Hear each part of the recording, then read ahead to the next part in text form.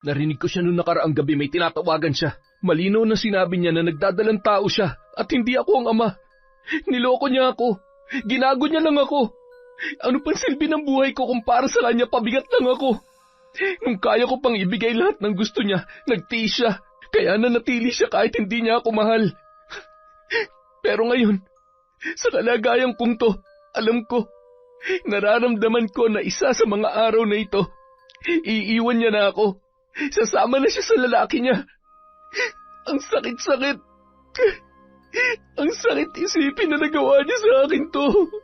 Ang tanga-tanga mo kasi. Kung nag-iingat ka, hindi sana ako nahihirapan ng ganito. Ano, habang buhay na kitang pakakainin? Tingnan mo ang sarili mo. Isa ka ng inutil. Wala ka ng silbi. Pabigat ka na lang sa buhay ko. Aray ko, bitawan mo ako. Hindi ko alam ang mga sinasabi mo. Oo, buntis ako, pero siya nga man ang batang nasa sinapupunan ko. Sinungaling ka. Bago namatay si Ricky, alam niya na lahat ng kalokohan mo. Wala ka nang ginawa kundi pahirapan at saktan ng kapatid ko. Mula sa pagkakabaon sa utang at lahat ng sama ng loob na ilang taon niya ng kinimkim dahil minahal ka niya ng sobra-sobra. Pero ikaw, minahal mo ba talagang kapatid ko? Hindi. Dahil wala kang pakialam sa nararamdaman niya o kung nahihirapan ba siya. Makasarili ka, wala kang awa. Umalis ka na at wag ka nang babalik. Layas! Taon 2007, Rizal. Bandang 5:00 ng umaga, habang salit-salitan ang pagtilaok ng mga manok mula sa kanilang bakuran at ingay ng mga kapitbahay ay abala naman sa pagluluto ng pagkain si Ricky para sa kanyang anak na si Ken at sa pinakamamahal niyang asawa na si Chantal. Halos 3 oras pa lamang ang kanyang tulog mula sa pamamasada. Mababakas sa kanyang katawan at nanlalalim na mga mata ang pagod at puyat. Habang siya ay nagkakape, bumangon naman si Chantal. Paalis ka na ulit? Oo, patapos na rin naman to niluluto ko. Inadobo ko na lang tong manok. Ay, hindi ka ba nagsasawa sa adobo? Wala ka bang ibang alam na lutuin? Ikaw kaya mag-ulam ng paulit-ulit. Alam mo, mas mabuti pa mag-iwan ka na lang ng pambili namin ng ulam. O di kaya ay kakain na lang kami sa labas paminsan-minsan. Ay, siya nga pala. Magkano kinita mo kagabi? Akin na, may lakad ako mamaya. Heto nga pala. Pasensya na, 800 lang yan. Hiniram ko muna yung 200 at magpapagas ako. Pambihira ka naman talaga, Ricky, oh. Ang liit na nga ng binibigay mo sa akin araw-araw, babawasan mo pa. Hindi ka kasya to. Akin na, ibigay mo pa yung 200. Bilis! Pero... Bingi ka ba? Ang sabi ko, akin na yung 200. Akin na, dalian mo. Ay, ibabalik ko naman mamaya eh. Wala akong pakialam. Kung wala kang panggas o kung ano pa man, Ricky, hindi ko na problema yon. Maghiram ka kung kinakailangan pero wag mong babawasan ng perang para sa akin. Naintindihan mo? Oo na. Heto na. Huwag ka na magalit. Ako na lang ang bahalang dumiskarte. Siya nga pala, alis ako mamaya at baka gabihin ako kaya ang mabuti pa, paliguan mo muna si Ken at iwan mo kay Ate Greta.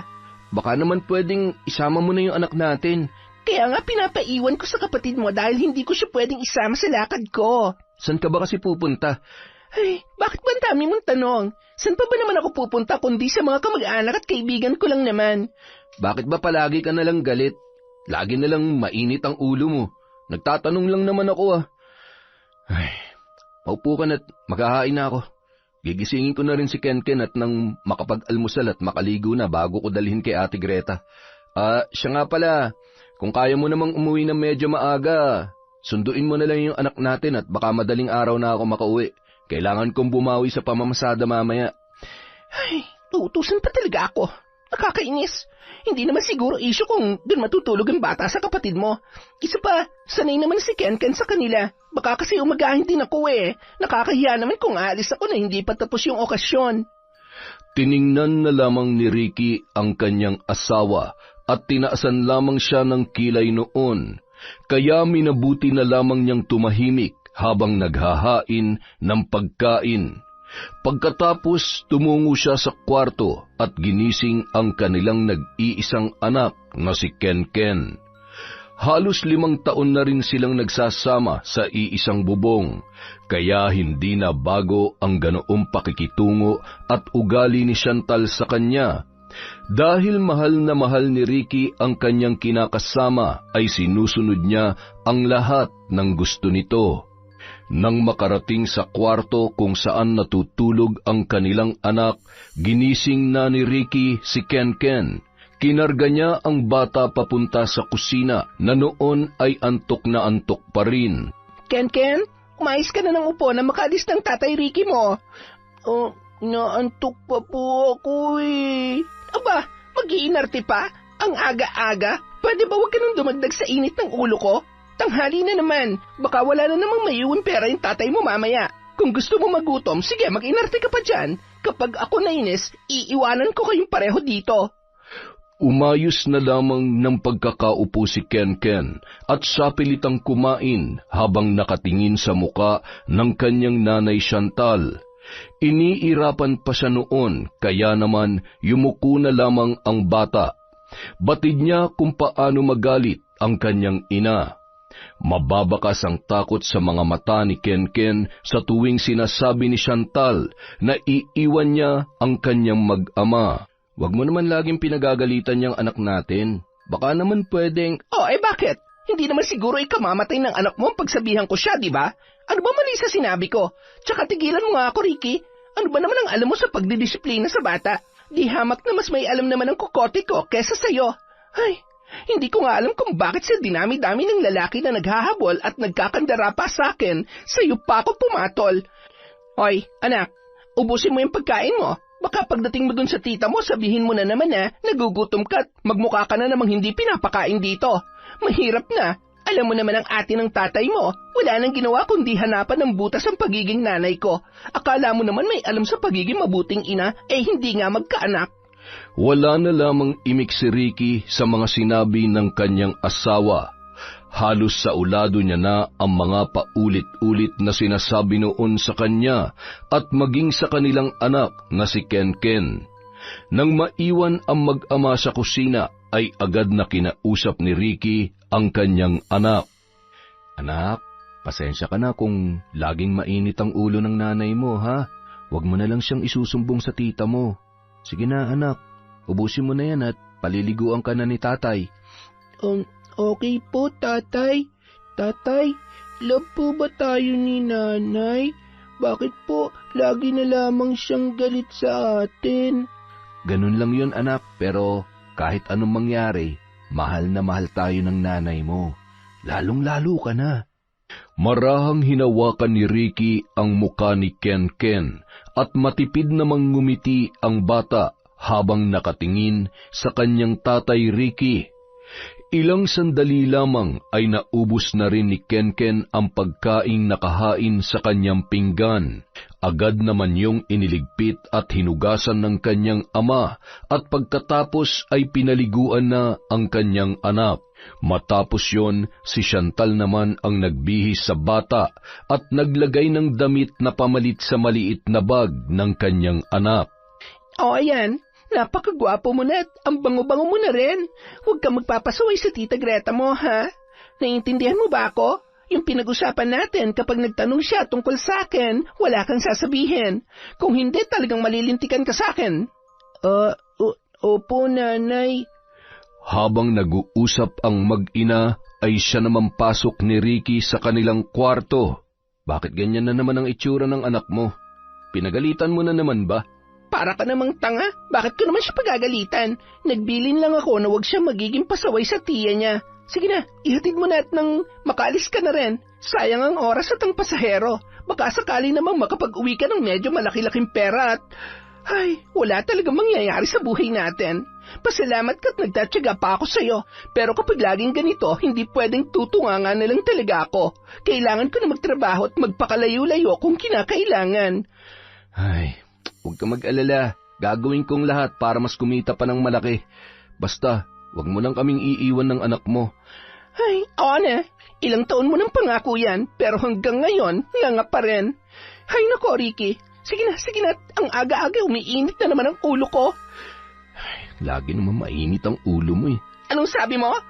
Wala. Ang sabi ko, mauna na kami. Mag-iingat ka sa lakad mo. I love you. Umirap pa sabay isinara ang pinto ng kanilang bahay matapos lumabas ng mag-ama na sina Ricky at Ken. Bahagya pang sumilip si Chantal sa bintana habang tinatanaw ang dalawa papunta sa bahay ng kapatid ni Ricky na si Greta. Pumunta si Chantal sa kwarto at kinuha sa kabinet ang bagong damit na kanyang binili. Isusuot niya yun sa party ng isa sa kanyang mga kaibigan. Ang ganda-ganda talaga nito. Hindi na ako makapaghintay na maisot to. Bagay na bagay din to sa kwintas na nabili ko nung nakaraan. Makatulog nga muna. Sa wakas, wala nang makulit na babantayan at aasikasuhin. Makakapag-beauty rest na rin talaga ako. Samantala, Ate, tao po. Sandali lang, papunta na. Ano ba naman at ang aga-aga pa nambubulaho na tong kapatid ko. Ang aga nyo naman. Bakit kasama mo si Ken? Iiwan ko sana muna sa'yo, ate. May lakad kasi si Chantal at ako naman, mamamasada. Ang aga-aga mo namang pinaliguan yung bata. Pwede namang ako na lang. Sige na, mag-iingat ka sa pamamasada mo. Salamat, ate, ha. Ken, anak, aalis na si tatay. Huwag pasaway kay tita, ha? Opo, tatay. Babay po. Matapos muling isara ni Greta ang pintuan, isinama niya ang kanyang pamangkin sa kanilang silid-tulugan. Gusto mo bang matulog ulit, Ken? Tabi ka muna sa Tito Arnold mo. Okay po, tita. Inaantok pa nga po ako Saan na naman bang lakad ng nanay mo? Hindi ko po alam, tita. Hindi na naubusan ng lakad ang nanay mo. Mas marami pa siyang oras sa mga barkada at walang kwentang bagay kesa sa'yo at sa tatay mo. Mas maigi pa nga sana kung nagtatrabaho na lang siya dahil madalas rin namang wala siya sa bahay. Hindi ka pa nasanay sa hipag mo. Hayaan mo na't wala ka na magagawa. Ginusto ng kapatid mo yan Pero isipin mo na lang tong pamangkin mo. Bago pa man sila nagsama ni Ricky, ganyan ang klaseng buhay ang nakasanayan niya. Pero nanay na siya ngayon. Mula na maliit pa tong si Ken, ganyan na siya. Kapag pinagsasabihan siya patong galit. Kung hindi ko lang talaga iniisip ang kapatid ko, matagal nang nakatikim sa akin yang si Chantal. Kaya ewan ko na lang talaga kapag napuno ako. Gumala siya at magpakadalaga pero wag lang siyang aabot sa punto na harap-harapan niya ng inaabusong kapatid ko at tuluyang mapapabayaan tong pamangkin ko, talagang ipapahiya ko siya. Ay nako, alam mo naman kung gaano kapatay na patay si Ricky kay Chantal. Lahat ng sabihin at gusto nun sinusunod niya. Tsak magkakasira lang kayong magkapatid kapag nakialam ka pa sa kanila. Ang importante, nandito tayo para sa mag-ama. Hayaan mo ng babaeng yun at sasakit lamang ang ulo mo. Habang patuloy sa pag-uusap ang mag-asawa, nakatulog ng muli si Ken na noon ay nakaunan sa braso ng kanyang Tito Arnold. Mabuti na lang at nagmana to sa kabaitan ng tatay niya. Siyempre, halos tayo na rin naman na nagpalaki sa batang yan. Buhay dalaga pa rin ang nanay niya at parang sapat na sa kanya na iniri niya lang tong batang to. Ni pag-asikaso sa bahay, pagluluto at paglalaba, hindi magawa. Hindi na naawa sa kapatid ko. Habang nagmamaganda at akala mo kung sinong sosyalin, nagkakandakuba at pagod na pagod naman ang asawa niya. Tapos kung makasigaw-sigaw at kung awayin ng kapatid ko akala mo naman pagod na pagod. Nakakapanggigil talaga. Napakawalang hiya at saksakan ang kapal ng muka. Mabuti pa matulog ka na lang ulit. Hina-high blood ka na naman Hayaan mo't darating din ang panahon, mauuntog yun si Bayaw. Siguro naman hindi siya habang buhay na magbubulag-bulagan. Bagamat naiinis si Greta sa pagiging irresponsable ng kanyang hipag, hindi niya naman magawang pabayaan ang kanyang pamangkin. Bandang 3:00 ng hapon, habang nasa may balkonahe si Greta, ay nagulat siya nang matanawan ang papaalis pa lamang na si Chantal. Agad rin yung napansin ng kanyang biyanan na si Nanay Merlita. Mukhang naisahan ka na naman ng hipag mo, Napakasinungaling talaga. Ang kapal ng pagmumuka.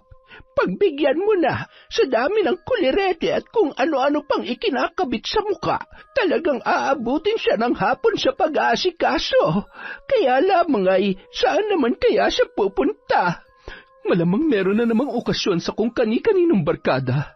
Alam mo sa ginagawa niya, hindi imposibleng isa sa mga araw na ito ay matukso siya at iwanan niya si Ricky, pati na rin ang kanyang anak na si Ken. Madalas pa namang umuwi ng lasing at madalas rin ay madaling araw na. Hindi yan gawain ng matinong babae. May pamilya na siya na dapat niyang asikasuhin. Nay, hindi niya maiisip ang bagay na yan. Puro lang kaartehan at pagpapasarap sa buhay ang alam nun. Ay nako, yan ang mga tipong masarap turuan ng leksyon, Greta. Sabihin mo lang sa akin at nang medyo tumino naman ng konti. Kapag ginawa ko ho ang bagay na yan, siguradong hindi ako mapapatawad ni Ricky. Kaya hihintayin ko na lamang ang araw na tumigil na siya sa pagtatanga-tangahan. Tsaka sa sobrang sama ng ugali ng babaeng yon, baka hindi siya tablan ng kahit na ano pang sumpa. Diyan ka nagkakamali. Marami na akong napaluhod na mga taong walang hiya at saksakan ng kapal ng muka. Alam mo kung nabubuhay pa ang nanay mo, matagal na yang naputulan ng sungay, o di kaya naman ay matagal na sana silang naghiwalay. Mas walang patawad yon kapag nambabarang. Walang awa-awa, patay kung patay. Ay, alam ko naman ho yun, pero hindi naman ho tama yun, Nay. Marami pa namang ibang paraan para itama ang mga pagkakamali ng tao. Nasasabi mo lamang yan ngayon. Alam mo, lahat ng lumalapit sa amin ay yung mga taong nawalan na ng pag-asa. Mga taong nabalot ng sakit at galit na ang nais lamang ay makaganti o di kaya ay naghahangad ng hustisya. Napabuntong hininga na lamang si Greta nung mga oras na yun. Sabay tinawag ang kanyang pamangkin na noon ay nasa labas ng bahay at naglalaro sa initan. Ken, dito ka lang muna sa may balkonahe, mainit. Gusto mo ba magmerienda? Agad namang lumapit ang bata at yumapos pa yon sa kanyang tiyahin. Kitang-kita ang tuwa sa mga mata nito tuwing iniiwan siya sa bahay ng kanyang tiya Greta at tiyo Arnold. Mas gusto niya kasi yon kesa isama siya sa kung saan-saan ng kanyang ina. May pagkakataon pa nga na nakakatulog siya na pawis o di kaya naman ay gutom na gutom kapag isinasama siya sa sugalan o di kaya ay sa inuman kasama ang napakaraming barkada ng kanyang ina. Madalas din siyang pagalitan at napapalo lalo na kapag mainit ang ulo ni Chantal. Pagsapit ng 12:00 ng gabi, pauwi na sana si Ricky mula sa pamamasada nang biglang may pumara sa kanya sa may tapat ng sementeryo. Madilim dahil sa iilan lamang ang ilaw sa poste na magkakalayo pa ang distansya. Nang makasakay na yon sa may gawing likod niya, ay naramdaman niya ang matulis na bagay na nakatutok sa kanyang tagiliran. Ihinto mo tong tricycle sa tabi. Bilis! Teka, bakit? Ano bang... Huwag ka na magtanong. Ibigay mo sa akin lahat ng pera mo, pati cellphone mo, kung gusto mo pa makauwi ng buhay sa pamilya mo. Boss, maawa ka naman sa akin. Katulad mo, nangangailangan din lang ako ng pera. Sa pamamasada ko lang binubuhay ang mag-ina ko. Nang makuha ng lalaki ang pera at cellphone ni Ricky, agad na yung kumaripas ng takbo. Kapag minamalas ka nga naman, kung kailan kumita ng malaki-laki tsaka naman. Ay, mga perwisyo sa mga naghahanap buhay ng patas. Ano sasabihin ko nito kay Chantal? Ay... Sa halip na umuwi na, nagpatuloy pa si Ricky sa pamamasada para may maiuwing pera. Sa kabilang banda, lasing na at masayang nakikipagkwentuhan si Chantal sa kanyang dating kasintahan na si Troy. Akalain mo, sa tagal na panahon, ngayon lang ulit tayo nagkita. Matagal na akong pumirmi sa Maynila mula nung naghiwalay tayo eh. Masaya ako na makita ka ulit. Kumusta ka na, ha? Siguro may asawa at anak ka na, no? Ay, oo, pero pwede bang huwag na muna natin pag-usapan yan? Naalala ko lalo kung paano naging miserable ang buhay ko nang iniwan mo ako nun eh. Pasensya ka na ha. Alam mo namang wala akong ibang magagawa kundi sundin ang mga magulang ko. Pero ngayon wala na sila. Wala nang pwede pang magdikta sa akin kung anong dapat kong gawin at kung sinong dapat kong mahalin. Huwag mo nga akong tinitingnan ng ganyan. Paano ko naman mapipigilan ang sarili ko na titigan ka ng ganyan? Chantal, hanggang ngayon, napakaganda mo pa rin at gusto kong malaman mo na walang nagbago sa nararamdaman ko. Mahal na mahal pa rin kita. Pero, Troy, sandali lang. Dahil sa isang halik, natagpuan na lamang nila ang kanilang sarili sa loob ng kotse ng lalaki. Doon ay pinagsaluhan nila ang mainit na gabi na walang ibang iniisip kundi ang kanilang nararamdaman. Troy, gising. Anong oras na? Madaling araw na pala. Kailangan ko nang umuwi. Siguradong hinihintay na ako ni Ricky at ng anak ko. Pero, pinayagan ka naman niya at nagpaalam ka naman na maayos, di ba? Sabi mo rin, mabait ang kinakasama mo. So, anong problema? Sige ka, pag umuwi ka na, mamimiss mo talaga ako. Huwag ka mag-alala. Ihatid naman kita eh. Basta, ipangako mo sa akin na hindi ito ang huli nating pagkikita. Oo na. May hindian ba naman kita? Halos inabot pa ng 1 oras ang pag-uusap ng dalawa bago hinatid ni Troy si Chantal. Dito mo na lamang ako ibaba. Baka may makakita sa'yo. Tawagan mo na lang ako kung saan tayo makikita ulit, ha? Siguradong mamimiss kita agad. Sige na, uuwi na rin ako. Tatawagan kita ulit bukas. Basta huwag ka lang papahuli kay Ricky, ha? Oo naman. Huwag ka mag-alala, akong bahala sa kanya. Bye! Kumakaway pa ang babae habang umaandar papalayo ang kotse ni Troy. Mula sa di kalayuan ay napatigil naman sa pagmamaneho si Ricky na noon ay parang pinagtakluban ng langit at lupa. Iba kasi ang pakiramdam niya nung mga oras na yon nang makitang bumaba sa kotseng yon ang kanyang kinakasama na si Chantal. Sino kaya yun? Bakit kailangan niya pang ihatid si Chantal? At dito pa talaga, di pa sa bahay kung wala silang tinatago. Nanlalalaki ba siya? Mabilis niyang pinaarangkadang muli ang tricycle hanggang tumigil sa tapat ng kanyang kinakasama na noon ay amoy na amoy ang alak at hindi niya maipaliwanag na amoy ng pabango na nasisiguro niya na panglalaki. Chantal, sakay na. Kailangan nating mag-usap. Nagtaas lamang ng kilay ang babae at tila biglang nabura ang magandang pagkakangiti nito. Padabog na sumakay at sumandal na animoy pagod na pagod at labis na antok ang nararamdaman. Inalalayan pa yun ni Ricky na lumabas sa tricycle bago kinumpronta sa kanyang nakita. Pwede ba huwag mo akong tinitingnan ng ganyan? Ano bang problema mo? Wala tayong problema kung sasagutin mo na maayos ang tanong ko. Sino yung naghatid sa'yo kanina? Nanlalalaki ka ba? Ano? Saraulo ka ba? Ayusin mo yung bibig mo, ha? Oo at hindi lang ang sagot. Bakit ba mas galit ka pa sa akin? Natural lang magtatanong ako. Anong oras na tapos ang kasama mo lalaki? Amoy na amoy ko pa nga yung pabango niya. Anong ginawa niyo, ha? Chantal, baka nakakalimutan mo na oo, hindi tayo kasal, pero may anak na tayo. Asawa mo na rin ako. Pwede ba huwag kang praning?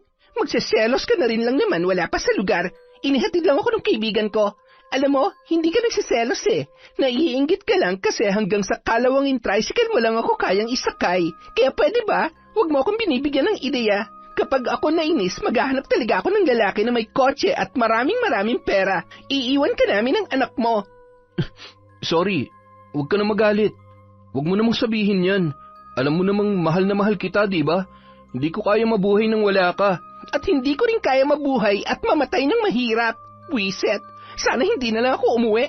Kahit kailan panira ka talaga. Tsaka ka na magselos kapag kaya mo nang ibigay sa akin lahat ng gusto ko. Akin ang pera. Pasensya ka na. 300 lang to.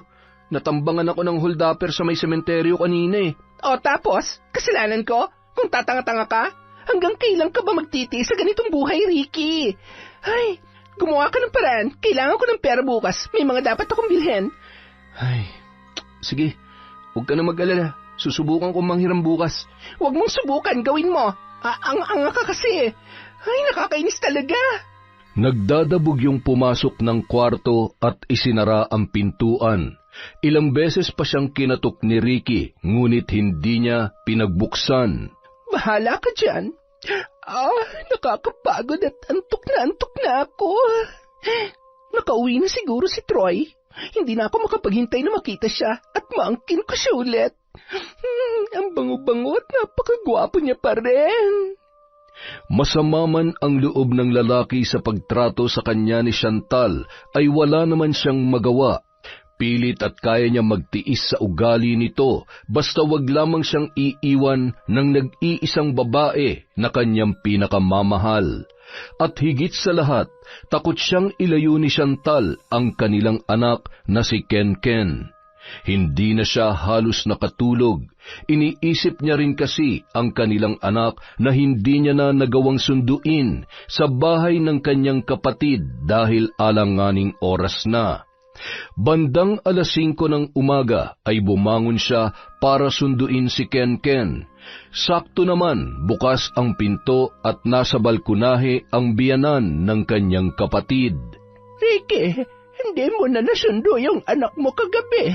Iyak nang iyak bago nakatulog at hinahanap kayo. Mabuti na lamang at napatahan din ang ate Greta mo. Naku, pasensya na ho, Nanay Merlita, na perwisyo ho yata kayo. Madaling araw na ho kasi kaming nakauwi ni Chantal eh. Ay teka, namamasada na rin ba si Chantal? Ay, hindi po. May pinuntahan lang pong party ng kaibigan niya. Sige ho, gigisingin ko lang ho si Ken. Habang naglalakad patungo sa kwarto, ay sakto namang labas ni Greta. Oh, inumaga ka na ng uwi? Oo, ate. Pasensya na kung okay lang. Naiintindihan naman kita, pero hindi yung asawa mo na kung gumala ay akala mo walang anak na naghihintay sa kanya. Tsaka, kumakain ka pa ba't natutulog? Tingnan mo nga yung mga mata mo, tsaka yung katawan mo. Ricky, isa lang ang buhay mo, kaya wag mong aabusuhin. Kapag ikaw ang nagkasakit, kawawa ka. Baka kahit alagaan ay hindi magawa ni Chantal dahil uunahin pa niyang sarili niya at ang mga barkada niya. Ay... pasensya na, ate. May importante po pala akong sadya. Ano yun? Pahiram muna ako ng pera, ate. Kahit 1,000 lang. Muntik na ako madali ng holdapper kagabi. Buti na lang pera at yung cellphone ko lang ang napagdiskitahan. Ay, Sus Mariosep, sigurado ka bang hindi ka nasaktan? Oo, ate. Huwag ka mag-alala, okay lang ako. Kailangan ko lang ng pera, kaya kung meron ka, pahiram naman muna ako. Aabutan kita kapag nakaluwag-luwag na ako. Ay, sandali lang, pero 500 lang ang may papahiram ko at kapos din kami ngayon ng kuya mo. Kakapasok niya lang din sa trabaho dahil tinrangkaso din siya nitong nakaraan. Okay lang, ate. Maghahanap na lang ako ng ibang pwede kong mahiraman. Matapos maiabot ang pera, lumabas na rin si Ken na noon ay inaantok pa. Nagpaalam na rin at nagpasalamat si Ricky sa kanyang kapatid at bayaw. Kinarga niya si Ken at hinagkan yun ng paulit-ulit. Miss na miss ka na ni tatay. Umiyak ka raw kagabi. Pasensya na ha. Inumaga na rin kasi ako ng uwi kaya hindi na kita nasundo. Okay lang po, tatay. Nakauwi na rin po ba si nanay? Oo, anak. Tulog na tulog pa rin yun hanggang ngayon. Puyat kasi kaya wag muna natin siyang iistorbohin, ha? Doon ka na lang ulit mahiga sa sala habang naglalaba si tatay. Tatay, ikaw na naman po ang maglalaba. Bakit hindi po si nanay? Ano kasi, anak eh. Alam mo naman, ayaw kong napapagod ang nanay mo. Mahal na mahal ko siya katulad ng pagmamahal ko sa'yo. Lahat gagawin ko para sa inyo ng nanay mo. Kahit nahihirapan o napapagod si tatay, okay lang. Basta pareho kayong masaya. Bait-bait mo talaga, tatay. Sana po mabait din si nanay at hindi kanyan lagi inaaway. Hindi niya naman ako inaaway, anak. Ganun lang maglambing sa akin ng nanay mo. Sige na, anak. Mahiga ka na dun sa may sofa at nang makatulog ka na ulit. Gigisingin na lang kita kapag nakabili na ako ng almusal. Bibilhan din kita ng paborito mong pansit at suman. Thank you po, tatay. Buti pa si tatay. Mahal na mahal ako. Si nanay lagi nalang galit sa akin kahit hindi ako nagpapasaway. Bandang 7:00 ng umaga, habang kumakain ng almusal si Ken ay tumungo naman sa kusina si Chantal. Ramdam niya ang kirot ng kanyang ulo. Umupo yun at naiiritang tiningnan ang kumakain na si Ken. Nasaan ang tatay mo? Nakalis na ba? Hindi pa po, nanay. Nasa labas po. Naglalaba. Halos mabitawan ng bata ang tinidor nang biglang sumigaw ng malakas ang kanyang ina. Ricky, bilisan mo dyan! Ang bagal-bagal! Ano ba yon? Bakit ka ba sumisigaw? Sa gusto ko Nagrereklamo ka ba? Ipagtimpla mo ako ng kape at pakihilot mo nga tong ulo ko. Aray, ang sakit-sakit Ay, baka naman kasi naparami yung inom mo kagabi. ang sabi ko, ipagtimpla mo ako ng kape. Kape ang hinihingi ko, hindi opinyon mo, tanga. Mainit na naman yung ulo mo. Sorry na sa mga nasabi ko kagabi. Sandali lang, magtitimpla lang ako. Gusto mo ba bilhan kita ng gamot? Ay, wag! Hayaan mo na lang akong mamatay sa sakit ng ulo. Magtatanong pa talaga? Ay, nako. At saka baka nakakalimutan mo rin na 300 lang ang pera na inabot mo sa akin kagabi. Oo nga pala. Heto, 500. Pasensya na, yan lang ang nahiram ko. Alam mo, sawang-sawa na ako sa tuwing mag-aabot ka sa akin ng pera, lagi may karugtong na pasensya. Bakit hindi ka maghanap ng ibang trabaho? Yung malaki ang kita, kesa dyan sa pamamasada na wala ka naman napapala. Nakakaumay ng buhay na to. Utang na loob, gumawa ka naman ng paraan. Habang nag-uusap ang mag-asawa, sakto namang dumating si Greta. May hawak yung mangkok na may lamang lugaw. Tama bang naririnig ko? Hindi ka pa rin makontento sa perang inaabot ng kapatid ko? Sa pagod at sakripisyo niya araw-araw? Alam mo, ikaw ang may problema dahil saksakan ka ng luho sa katawan kahit hindi mo naman kaya. Pangalawa, mukha ka lang talagang pera.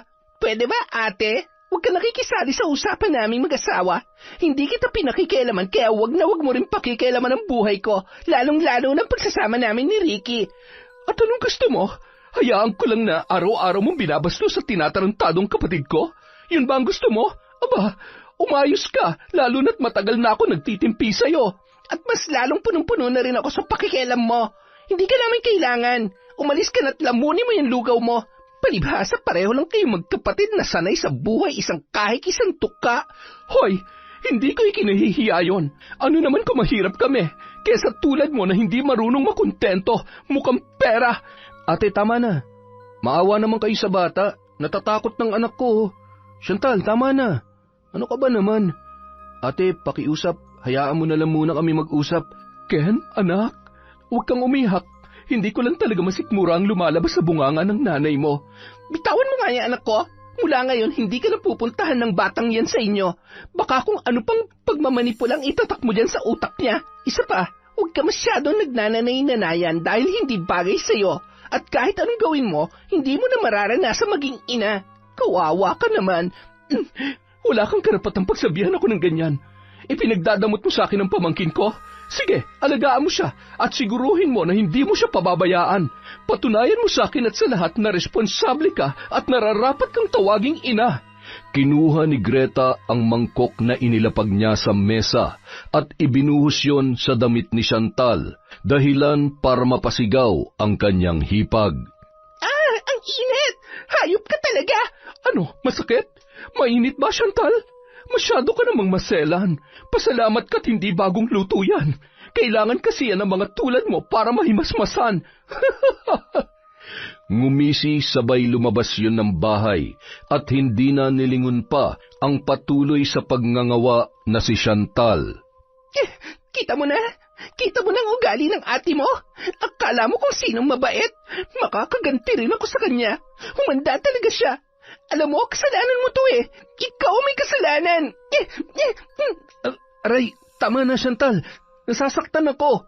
Tama na po, nanay. Itigil niyo na po yan. Huwag niyo na pong suntukin si tatay. Isa ka pa. Mga salot kayo sa buhay ko. Pare-pareho lang kayo. Buisit! Nung mga sumunod na araw, napilitan si Chantal na dalhin ang kanyang anak kapag may lakad dahil sa naging alitan nila ng kapatid ni Ricky na si Greta.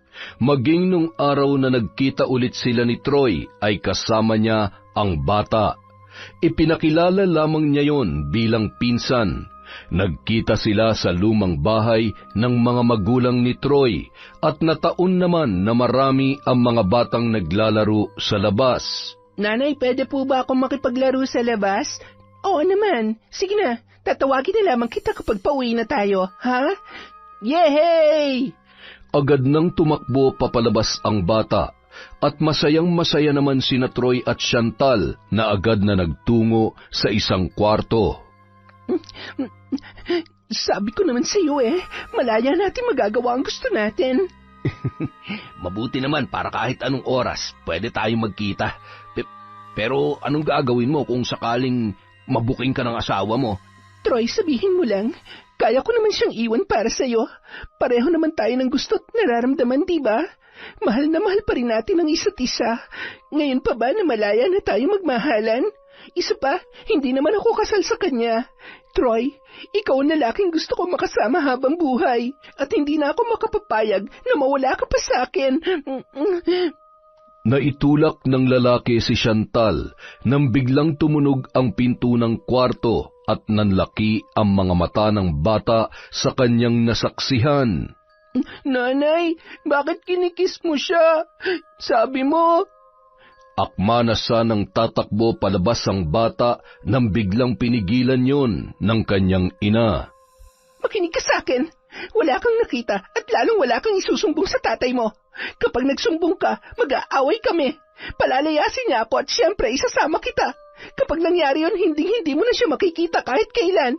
Naintindihan mo ba? Sige na, bumalik ka na sa mga kalaro mo. Bilis! Bandang 8:00 ng gabi nang umalis ang mag-ina sa bahay ni Troy. Tahimik lamang si Kenken na tila ba nakikiramdam sa mga mangyayari. Mababakas sa mukha noon ang pinaghalong lungkot at kaba. Huwag ka magkakamali magsabi ng kung ano-ano sa tatay mo, ha? Itiko mo lang yung bibig mo kung gusto mo pa siya makasama. Tumango na lamang ang bata habang tumutulo ang butil-butil na luha mula sa kanyang mga mata. Sa edad na 6 na taon ay naguguluhan siya sa mga nangyayari at kanyang nasaksihan tungkol sa kanyang ina na si Chantal. Nang makarating sa bahay bandang 9:00 ng gabi ay nakaramdam na ng antok ang babae, kaya agad nang nakatulog yon. Pasilip-silip naman si Kenken sa kwarto na noon ay nakakaramdam na ng gutom. Tumungo yun sa kusina at pinagtiyagaang kainin ang sinangag na nasa pinggan. Nagtaka pa yon sa pangit at kakaiba ng lasa, ngunit ipinagpatuloy niya pa rin ang pagkain upang maibsan ang pagkalam ng kanyang sikmura. Pagkatapos kumain ay tumungo yun sa kwarto at nagpalit ng kanyang damit. Humiga na rin yun sa tabi ng kanyang nanay hanggang sa siya ay makatulog na. Bandang 11:00 ng gabi, nagising ang bata dahil sa labis na pananakit ng tiyan.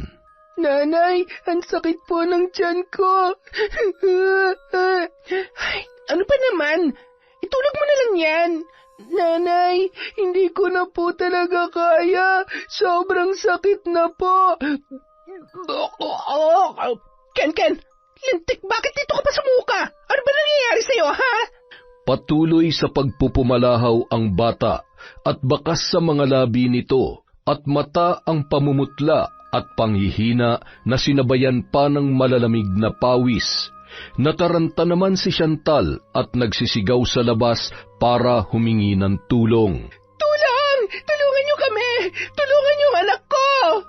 Nang marinig ni Arnold ang iyak ni Kenken at sigaw ng ina nito, ay labis namang nabahala ang lalaki. Tara na, puntahan na natin sila. Kahit pa nag-aalangan ng mga oras na yun si Greta, ay hindi niya na nagawang pigilan pa ang sarili dahil sa labis na pag-aalala para sa kanyang pamangkin. Sumunod naman na si Nanay Merlita, dala ang kanyang bag na may lamang mga halamang gamot na animoy nababatid niyang kakailanganin niya ng mga oras na yun. Ano ba nangyari kay Kenken? Nagising na lang siya na masakit ang tiyan at nagsusuka. Ano bang pwedeng gawin? kumalma kayo. Ako nang bahala sa kanya. Ano bang pinakain mo dito? Kita mo na, nag-iisa lang yung anak mo na pabayaan mo pa. Pwede ba wag mo akong sisihin na para bang gusto kong mangyari yan sa kanya? Wala ka na ba talagang iba magawa kundi questionin ang pagiging nanay ko? Kung wala ka magandang sasabihin, umalis ka na lang. Hindi ka naman nakakatulong eh. Nang mga sandaling yon ay siya namang dating ni Ricky. Nag-aaway na naman kayo. Ano ba nangyayari sa anak ko? Ken, anak? Tatay! Umuwi ka na muna, Greta. Arnold, sige na. Umuwi na kayo. Huwag kayong mag-alala. Maya-maya lamang ay magiging maayos ng pakiramdam ng batang ito. Anak, medyo mapait ito, ha? Tiisin mo lang para mawala ang pananakit ng tiyan mo at hindi ka na magsuka pa. Ano ba kasi ang kinain mo at sumakit ang tiyan mo? Yun pong pagkain po sa mesa, Lola. Nagutom po kasi ako kanina pagdating namin ni Nanay. Hindi ko na po kasi siya ginising kasi po tulog po siya. Agad namang tumungo sa kusina ang mag-asawa at tiningnan kung anong pagkain ang tinutukoy ni Ken. Nang tikman ni Ricky yon ay napailing-iling na lamang siya sabay tiningnan ng masama ang kanyang kinakasama. Pambihira ka naman. Bakit hindi mo muna inasikaso yung anak mo bago ka natulog? Aba, sisisihin mo pa talaga ako? Ikaw nang mabuting magulang. Alam mo ba, pareho lang kayo ng ate mo. Mga kontrabida kayo sa buhay ko. Alam mo, sa halip na magalit ka kay ate, dapat nagpapasalamat ka pa dahil nagmamalasakit siya sa anak natin. Ano bang gusto mong sabihin? Na wala akong pakialam sa anak natin? Na wala akong kwentang nanay? Ganun ba? Ikaw lang ang makakasagot sa mga tanong mong yan. Chantal, sana naman wag mong pabayaan ang anak natin. Hindi naman sa lahat ng oras nandito ako para bantayan siya. Hindi lahat ng oras nandito ako para punan lahat ng pagkukulang mo. At sana rin makita mo kung paano ako nagsusumikap para sa pamilya natin. Oo, hindi ako mayaman. Wala akong sariling kotse. At lalong hindi ko kayang ibigay ang marangyang buhay na gusto mo. Pero ni minsan hindi ko kayo pinabayaan. Binibigay ko ang pangangailangan nyo ng anak natin. Kung hindi mo ako kayang mahalin, matatanggap ko naman eh. Pero huwag mo ipagkait yung kay Ken.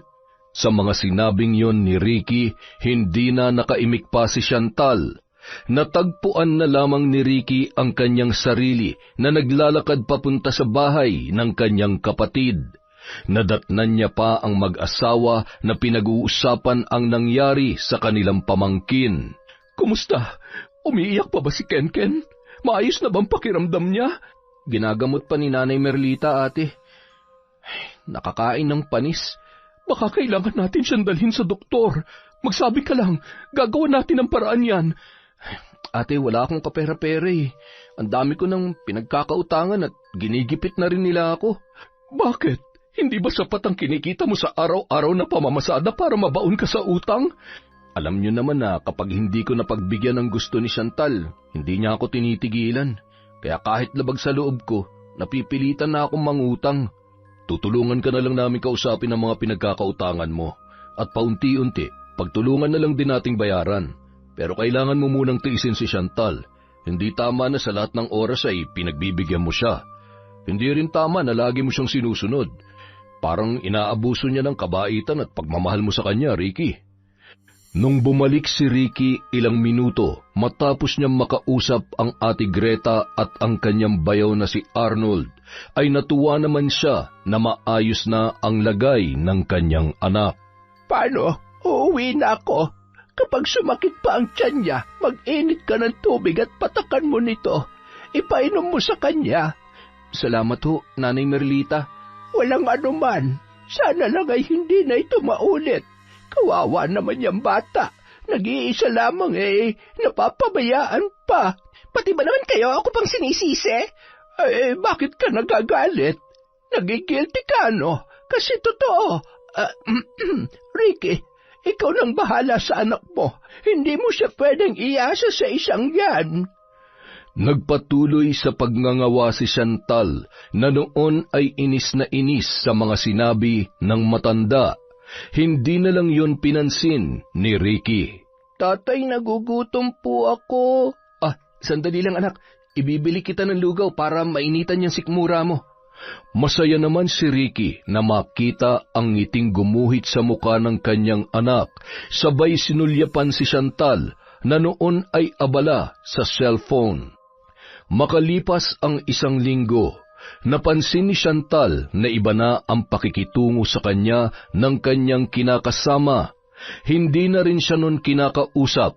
Iniaabot lamang ang perang kanyang hinihingi at hindi man lamang siya tinitingnan. Bago pa man umalis sa umaga ay iniiwan na nito ang bata sa bahay ng kanyang kapatid na si Greta.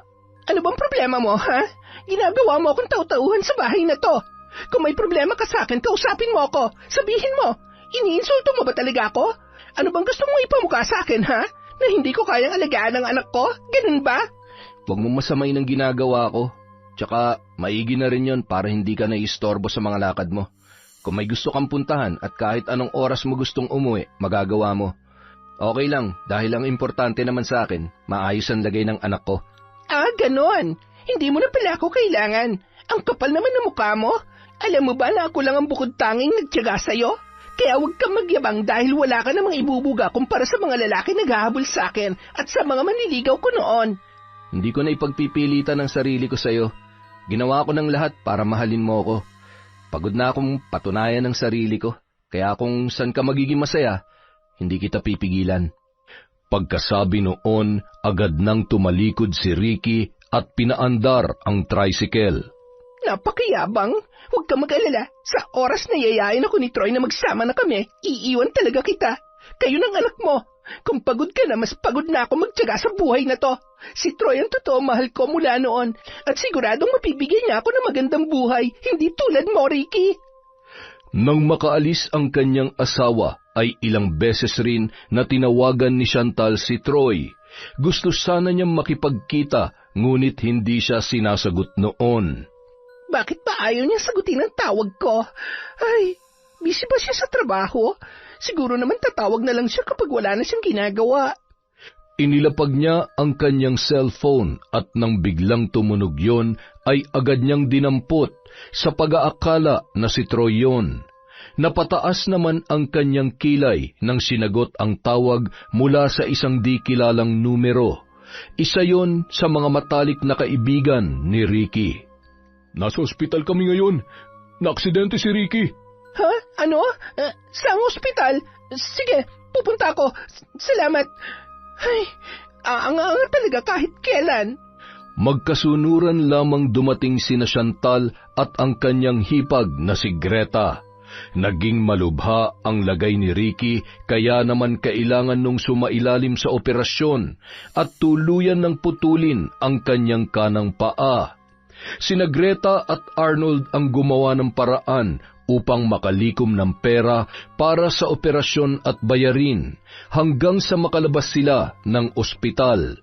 Napilitang magtrabaho si Chantal para matugunan ang araw-araw nilang pangangailangan at paulit-ulit niyang isinisisi kay Ricky ang lahat ng hirap na kanyang pinagdaraanan.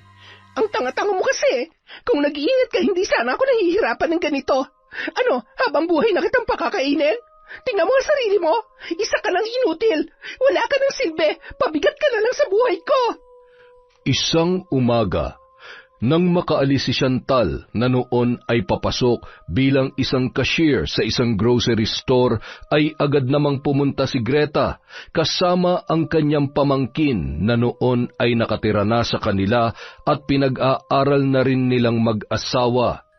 Mahigpit na niyakap ni Kenken ang kanyang ama na noon ay napapaluhan na tinugunan ang yakap ng kanyang anak.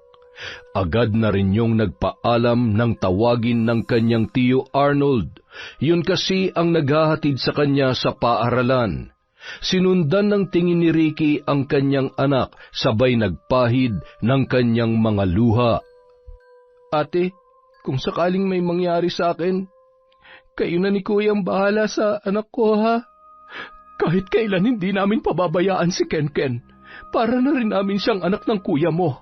Teka, bakit ka ba nagsasalita ng ganyan? Magpalakas ka, huwag ka mawalan ng pag-asa. Nawalan ka man ng kanang paa, pero buhay at may mga kamay ka pa. Kapag nanumbalik na ang dati mong lakas, marami ka na ulit pwedeng gawin. Ate, alam kong sinasabi mo lang yan para lumakas ang loob ko, pero ang totoo, tama naman talaga si Chantal eh. Pabigat lang ako. Kaya hindi ko siya masisi kung bakit nagagawa niya akong lokohin. Ano ka ba naman?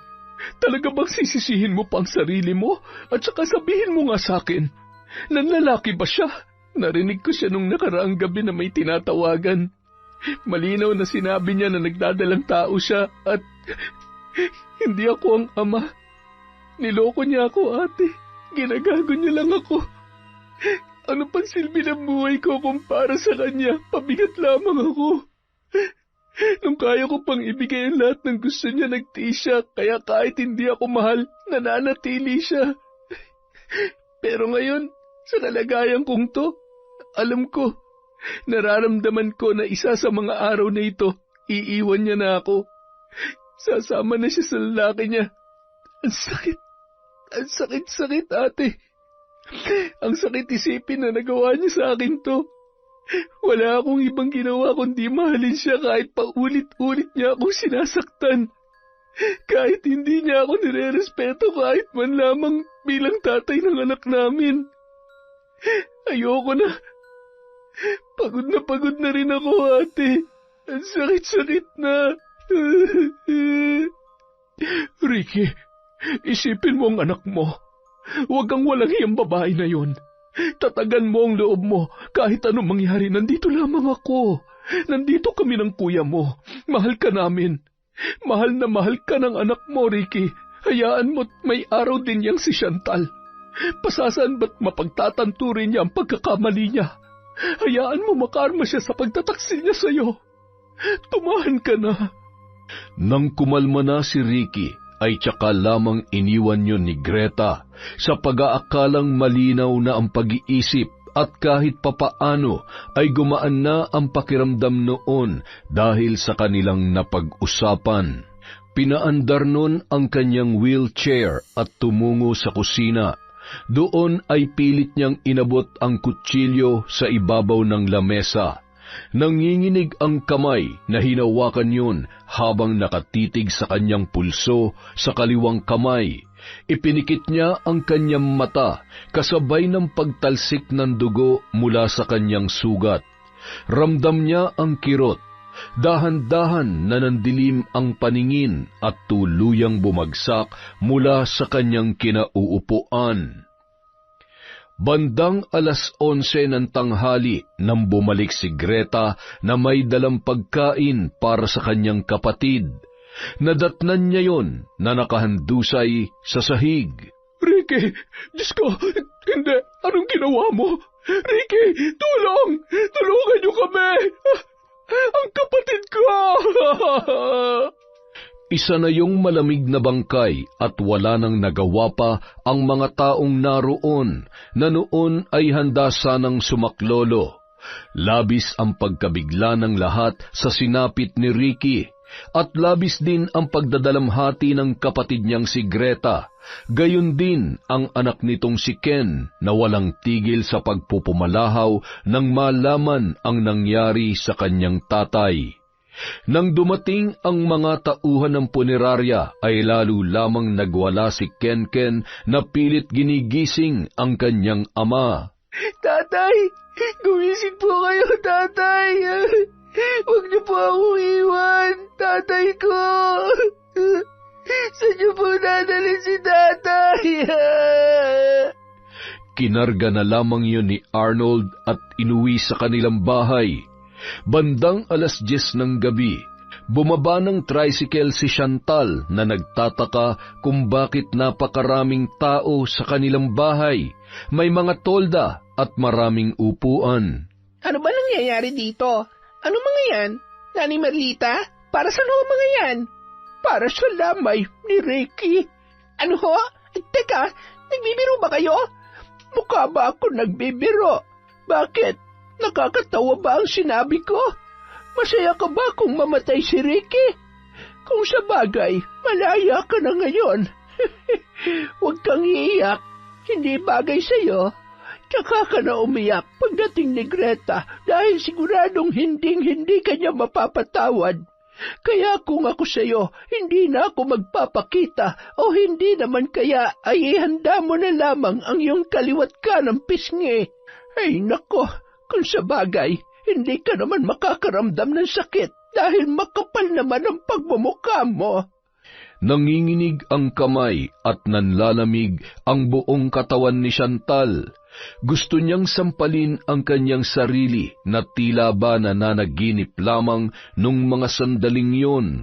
Lumapit sa kanya ang isa sa kanilang mga kapitbahay at nakiusyoso. Chantal, may naging pagtatalo ba kayo ng asawa mo? Bakit siya naglaslas? May problema ba kayo? Naglaslas? Hindi niya magagawa yan. Wala naman kaming... Sumagi sa kanyang isipan ang huli nilang pag-uusap at lahat ng masasakit na salita na kanyang binitiwan para sa kanyang kinakasama na si Ricky. Patawarin mo ako. Hindi ko sinasadyang masabi ang lahat ng iyon. Kinabukasan, nasa kabaong na nang muling ibalik si Ricky sa kanilang bahay. Maririnig ang hiyaw ni Greta mula sa labas habang ibinababa ang kabaong ng kanyang kapatid. Inaalalayan naman yon ng kanyang asawang si Arnold. Nang maiayos ang pwesto, ay niyakap ni Greta ang kabaong ng kanyang kapatid. Lumapit si Chantal na noon ay humahagulhol din at hindi makapaniwala na wala na si Ricky.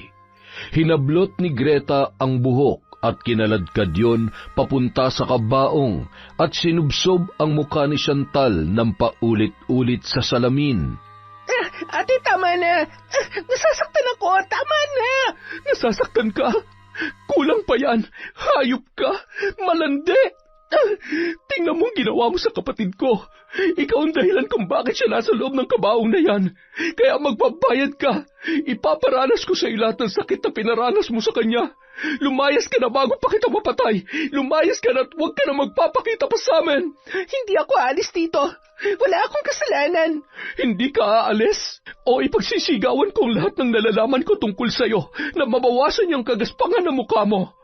Mahal na mahal ka ng kapatid ko. Ginawa niyan lahat para sa iyo pero hindi ka na nakontento. Nagpapuntis ka pa talaga sa iba. Ang kati-kati mo, nakakadiri ka.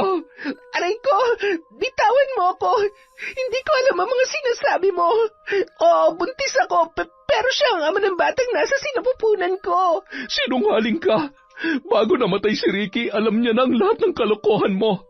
Wala ka nang ginawa kundi pahirapan at saktan ng kapatid ko. Mula sa pagkakabaon sa utang at lahat ng sama ng loob na ilang taon niya nang kinikimkim dahil minahal ka niya ng sobra. Pero ikaw, minahal mo ba talaga siya? Hindi. Dahil wala kang pakialam sa nararamdaman niya o kung nahihirapan man siya. Makasarili ka, wala kang awa. Umalis ka na at huwag ka nang babalik dito. Layas! Bitawan mo ako. Hindi mo ako kailangan ipagtulakan. Tutal ikaw itong mabait, magaling dahil saksakan ka ng bida-bida. Sige, saluhin mo pati pagiging mabuting magulang sa anak namin dahil hindi ko ipagpipilitan ang sarili ko sa inyo. Wala nang nagawa pa si Chantal kundi ang umalis na lamang. Tumungo siya sa bahay ng mga magulang ni Troy kung saan madalas silang nagkikita. Paulit-ulit niyang tinawagan ang lalaki hanggang sa sumagot yon sa kanyang tawag. Bakit ba ang tagal mong sagutin ang tawag ko? Lagi ka nalang ganyan. Kailangan natin mag-usap. Sige, pupuntahan kita dyan. May importante din kasi akong sasabihin sa'yo. Matapos ang mahigit 1 oras na paghihintay, ay dumating na ang lalaki. Bakit ngayon ka lang? Ang tagal-tagal ko na naghihintay dito. Kailangan kong tulong mo. Wala na si Ricky. At ako ang sinisisi ng kapatid niya. Sinabi ko bang magpakamatay siya? Saksakan kasi ng tangat ang kitin ng utak ng lalaking yun eh. Kasalanan naman talaga natin eh. Pareho tayo nagkasala sa mga asawa natin. Kailangan na nating itigil to. Tapusin na natin to, Chantal. Ano? Teka, anong asawang pinagsasasabi mo? May asawa ka na? At saka, anong itigil? Buntis ako, Troy. Kailangan mong panindigan ng batang dinadala ko. Hindi mo ako pwedeng iwan ng basta-basta na lang. Sorry, yun ang nangyari sa atin. Yung pakikipagbalikan ko sa'yo ay dahil lamang sa magulo pa ang utak ko noon. Nagkaroon kami ng malaking problema ng asawa ko pero hindi ko pala kayang mawala siya sa akin. Mahal na mahal ko siya, Chantal. Hayop ka? Napakasinungaling mo. Anong gagawin ko sa batang to, ha? Wala na si Ricky. Wala na ako ibang mapupuntahan. Paano ko bubuhayin ang batang nasa sinapupunan ko? Pwede mo namang hindi ituloy yan kung gusto mo. Patawarin mo ako pero wala na akong magagawa dyan. Kailangan kong umalis ng bansa kasama ang asawa ko. Doon kami magsisimula ulit. Huwag ka nung tatawag pa, ha? Kalimutan mo na ako at lahat ng mga namagitan sa akin. Patawarin mo ako, Chantal. Troy, sandali. Hindi mo pwedeng gawin sa akin to. Troy! Tugo! Hindi! Ang baby ko! Hayop ka, Troy! Hindi man lamang nilingon ng lalaki si Chantal at agad na pinaharurot ang kanyang sasakyan. Makalipas ang 1 linggo, matapos mailibing si Ricky, sariwa pa rin ang sakit at lungkot na nararamdaman ni Greta, lalong-lalo na kapag nakikita niya na malungkot at umiiyak ang nag-iisang anak ng kanyang kapatid na si Ken. Isang gabi, tinungo niya ang silid ng kanyang biyanan, dala ang damit at larawan ni Chantal. Nay, sabihin niyo lang sa akin lahat ng kailangan niyo. Gusto kong makasiguro na simula sa gabing ito, maghihirap siya at hindi na siya patatahimikin ng kanyang konsensya. Huwag ka mag-alala. Sapat na ang mga ito. Magpahinga ka at baka naman magkasakit ka sa ginagawa mo. Hayaan mo't isa sa mga araw na ito ay gagaan din ang iyong pakiramdam. Iwanan mo na ako rito at isara mo ng maayos ang pintuan. Bago pumatak ang 12:00 ay mararamdaman niya na ang sumpa at bagsik ng aking kapangyarihan na magpapahirap sa kanya hanggang sa huling sandali ng kanyang buhay. Matipid na ngumiti si Greta bago tuluyang lumabas sa silid na yun. Samantala, makalipas ang ilang oras, sa isang maliit na apartment na tinutuluyan ni Chantal ay bigla na lamang siyang napaupo sa kanyang katring higaan nang maramdaman ang biglang paninikip ng kanyang dibdib.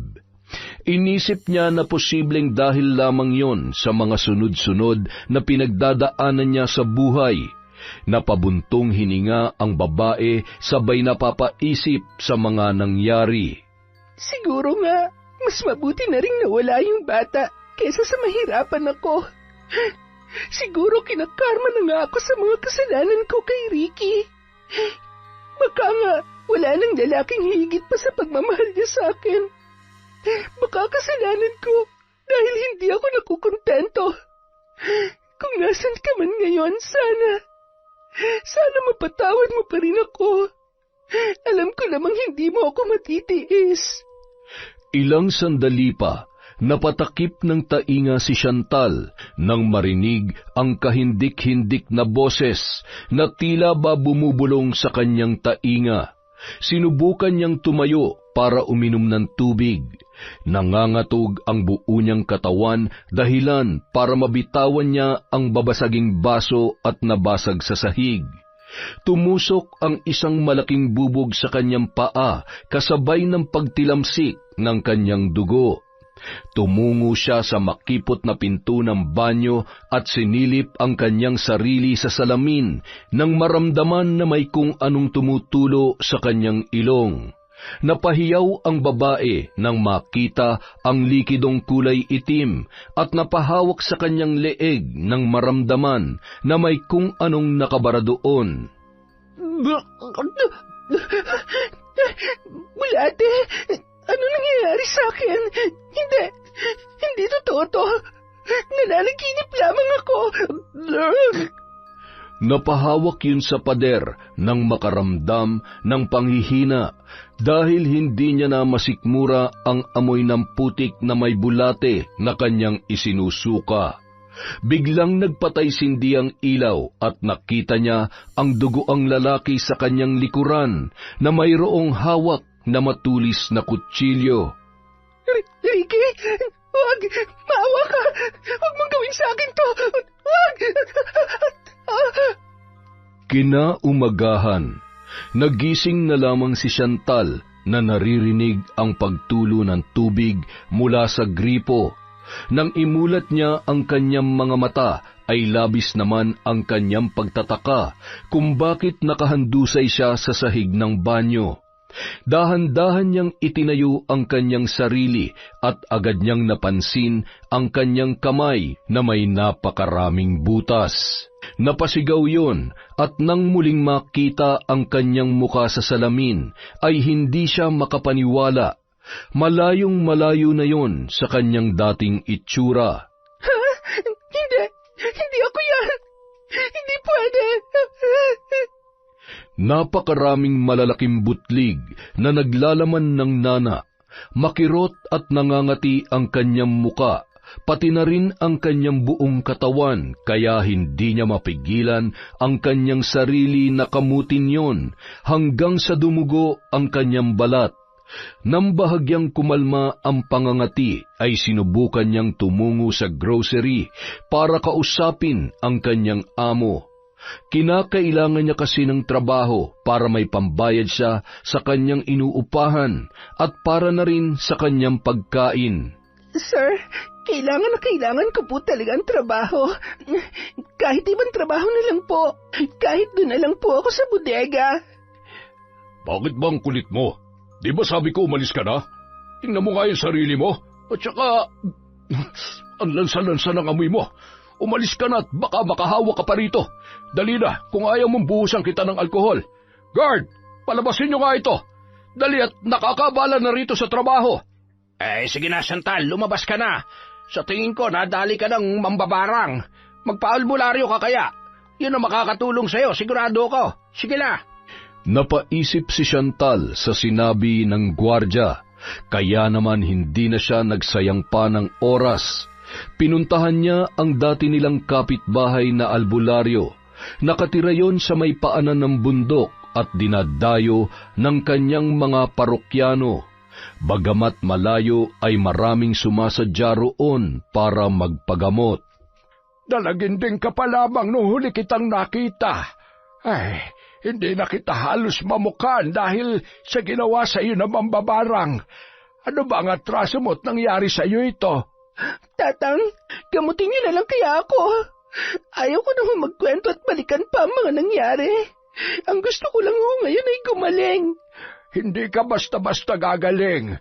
Ang isang sumpa ng mambabarang ay nababalot ng itim na kapangyarihan. Hangarin ang pusong nais maghiganti, kaya mas lalo itong nagiging mabisa. Hindi mo maaaring kalimutan at takasan ng nakaraan, lalo na ang iyong mga pagkakamali. Kailangan mo maging matapang na harapin at manikluhod. Ano? Teka, bakit ko gagawin yon? Isa pa, bakit ako hihingi ng tawad sa taong hindi ko man lamang kilala? Malay ko ba kung sino ang mambabarang na yan? Hindi makakatulong ang pagmamatigas mo. Hawak niya na ngayon ang buhay mo. Kayang-kaya kanyang kitlin anumang oras. Wala ka naman pala may tutulong sa akin Aray, sayang lang ang oras ko sa'yo. Dami mo sinasabi, hindi mo naman pala kaya magpagaling. Puiset, makalayas na nga rito. Aba, salbahe pala talaga yung batang yun siya, magmatigas ka. Totodasin ka talaga naman babarang na yon. Pagkagaling ni Chantal sa albularyo, agad na siyang bumiyahe papunta sa bahay ni Greta. Nadatnan niya si Nanay Merlita na noon ay nakaupo sa may balkonahe. Hey, anak ng demonyo! Anong ginagawa mo dito? At anong... Ikaw na ba yan, Chantal? Bakit nagkaganyan ang mukha mo at saka yung balat mo? Pero bagay na bagay sa'yo. Hayop ka! May kinalaman ka ba dito? Aminin mo, kayo ba ni Greta may gawa sa akin ito? Bakit ko naman aaminin?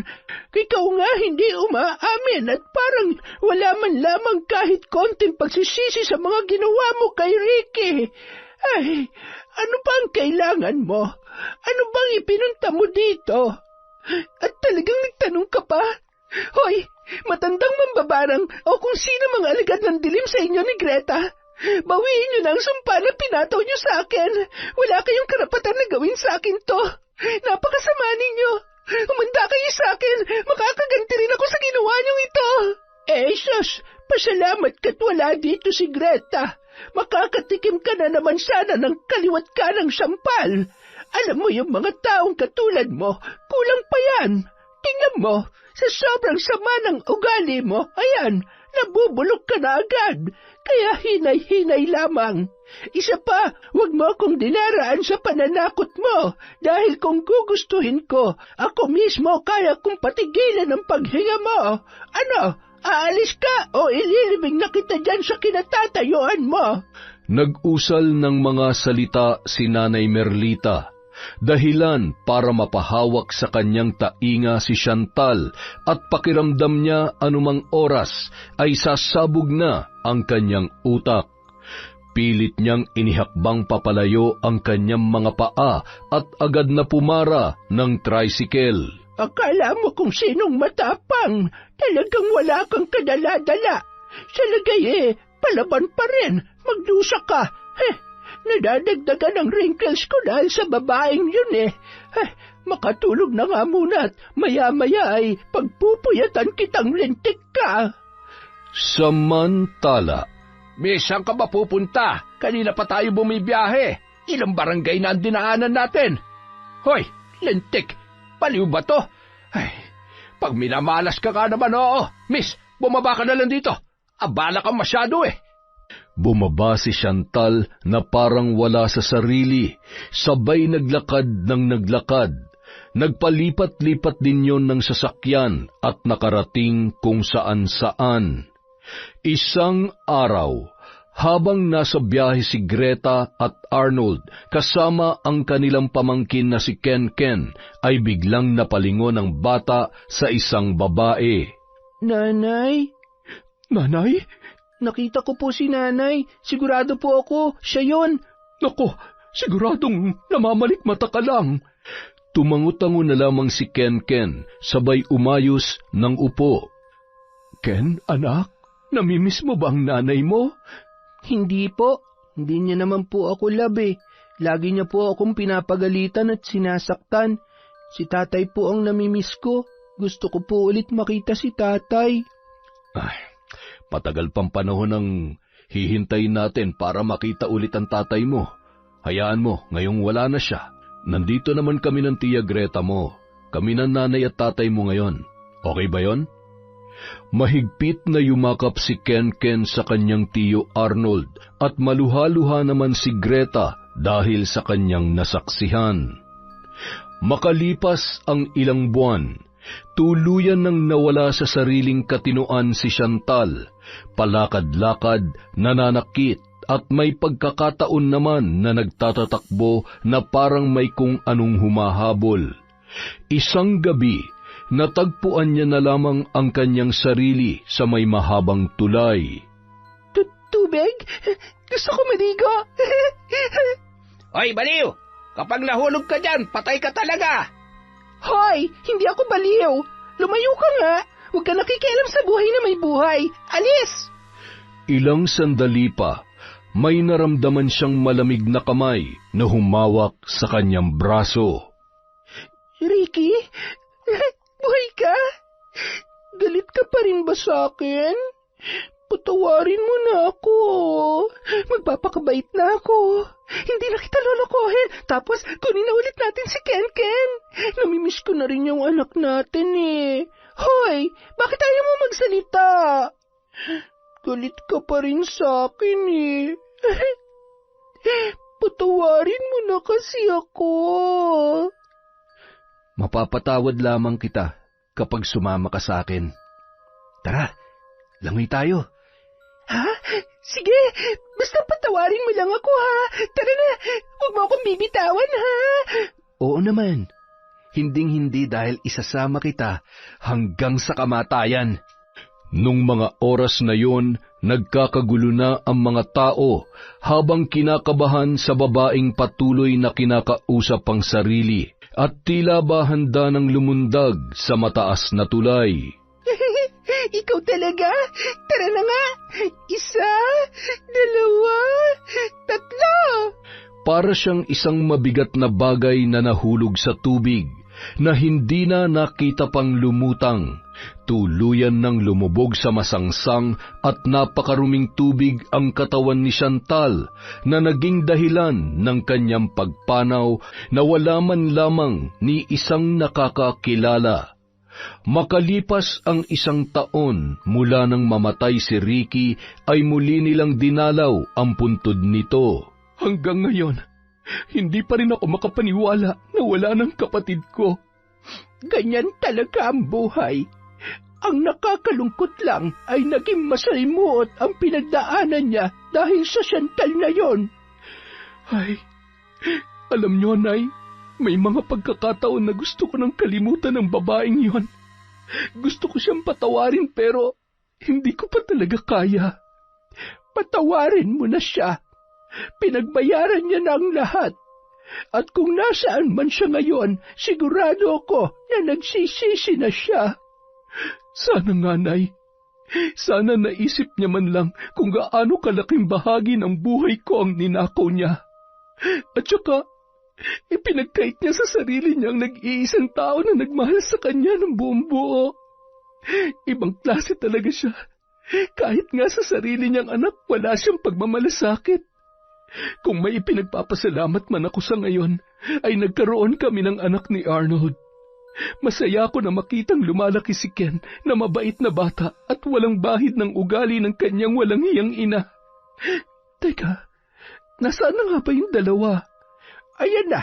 Nako, nakakatuwa naman si Arnold. Talagang mahal na mahal niya si Ken, ano? Opo, mahal na mahal namin ng batang yan. Nay? Bigla ho ako nahilo. Nahihilo ka na naman. Ano ba nangyayari sa'yo? Parang mayat-maya na yan, Alam mo, magpatingin ka na kaya sa doktor. Bakit, Nay? Sa tingin niyo may sakit ako? Cancer ba o... Sus Mariosep, ano ka ba naman? Hindi yan ang tinutukoy ko. Napapansin ko rin kasi na parang naibang hulma ng katawan mo. Malay mo, may magandang balita ang doktor sa'yo.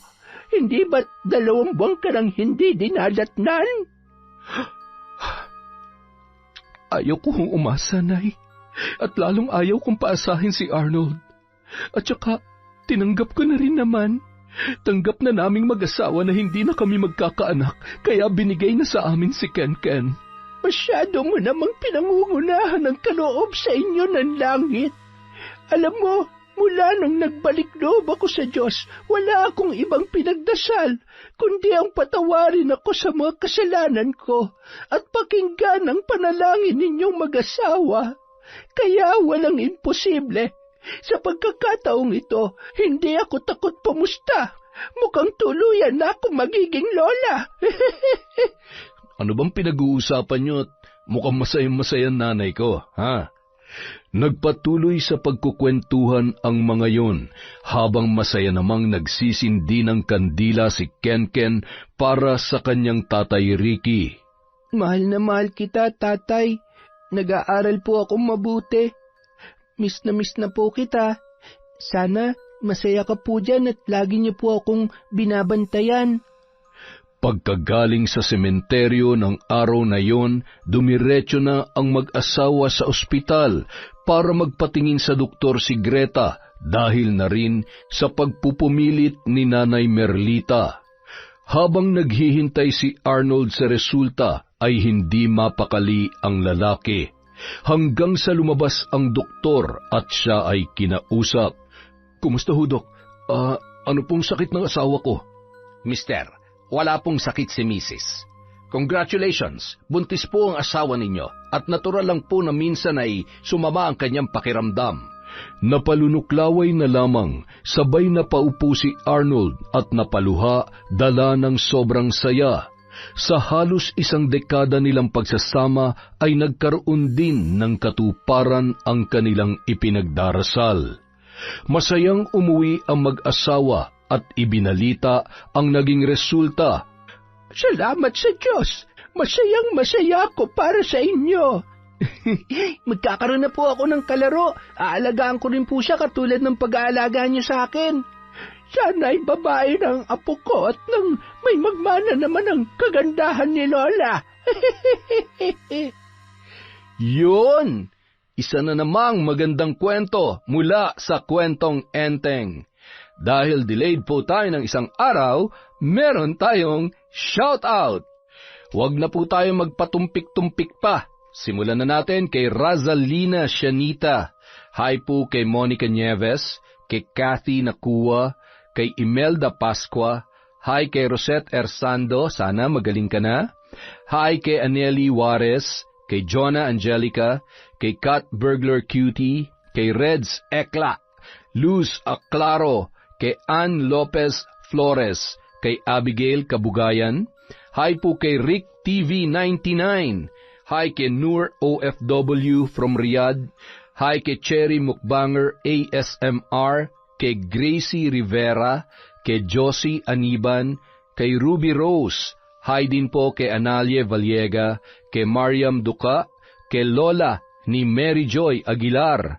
Hi din po kay Helen Flores, kay Filipina Palsario, kay Jelana Amanda, Robert Crimen, Juvie Tejero. Hi kay Richard Rivera, sa Guevara at Naling family from Marilor Guevara. Hi po kay Carmela Rotuvio. Hi din po kay Reb Basil. Happy 2nd anniversary po sa H2O Agency. At hello kay Ma'am Tess Gutierrez. Hi tita. Hi din po kay Daisy Taboklaon, kay Hayashi Megan, kay Irma Umali, kay Jessica Sobremonte. Shout out kay Febe Ranyada, kay Shan Ann Reblinka. Hi po kay Emilia. Hi kay Jobel Baldonasa, kay Marilu Pida, kay Angelina Ignacio, kay Lirio May Aquino. Shout out kay The Cinderella Maldita. Hello din po kay Celia Tolentino, kay Elizabeth Orebia, kay Adoracion Espiritu, kay Jessica Rojas. Shout out kay OFW TikToker, kay Rashan Yan Licarte, kay Ann Cherry Santos. Hi kay Butch Balalay, sa Bertumin Malanyaon Karanog family from Minerva, Karanog. Hi po kay Consolacion Alvarez at Annaliza Diga. Hi din po kay Myra Abdan, kay Len TV2, kay Evelyn Santos. Shout out kay Cataleja Soto, kay Billy Ray, Jenny May at Ray Buendia from Lucy Buendia. Shout out po kay Joy Costales, kay Edna Adriano, kay Sofia Moralio, kay Marian de la Fuente, kay Pureza Tagiwalo, Ross V. Daklitan from Cliven Dubalan. Hi kay Gay Somodio, kay Vilma Bautista, Jennifer Camacho, and Verga and Torres family of Taguig from Ate Jessica. Hi sa clients po ng Seaware Sewing Shop, Bridge Point, Pampanga from Robilin Ude. Hi kay Valerie Joy Nadal, kay Adrian, Sean, Samuel, and Sebastian from Chonchamteb.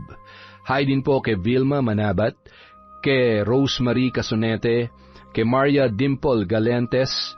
Hi kay Yasmin Bautista, kay Norsen TV of Davao Occidental.